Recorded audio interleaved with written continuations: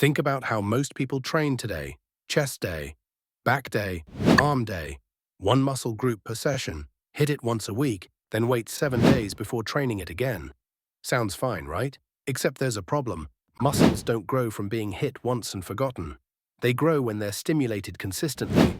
Old school lifters knew this. They trained full body, 2, sometimes 3 times a week. Every muscle, every workout.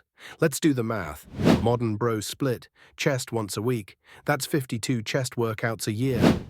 Old school lifters, chest 3 times a week. That's over 150 chest workouts a year. 3 times the exposure, 3 times the stimulus. Guess who grows faster? Take Arnold in his early years. Before he became the Austrian oak, he was pounding out full-body sessions. Squats, rows, presses, pull-ups, everything multiple times a week.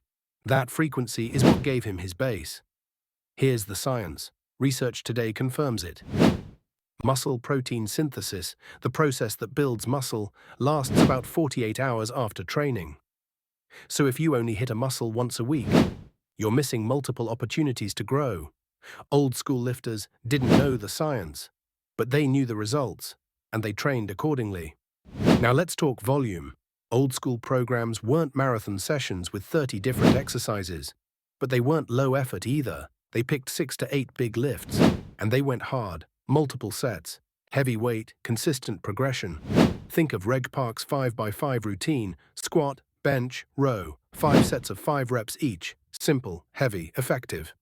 That volume was enough to push strength and size without burning out.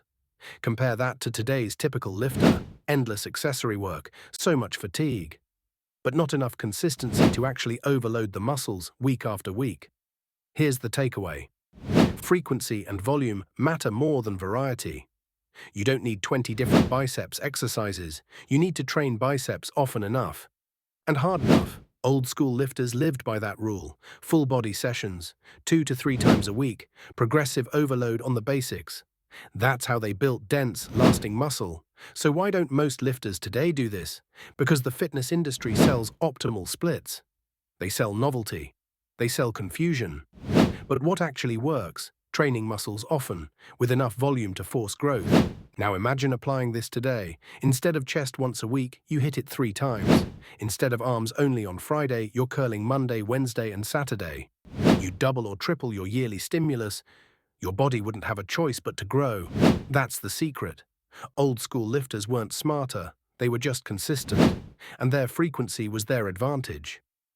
Next week, we'll shift gears, because frequency only worked thanks to another forgotten piece. Recovery. Old school lifters didn't just train hard, they recovered like it was their job. And that's part 4, how they slept, ate, and lived in ways that modern lifters ignore. Hit subscribe, because recovery is the missing link between all your training and your actual results. And the old school legends mastered it.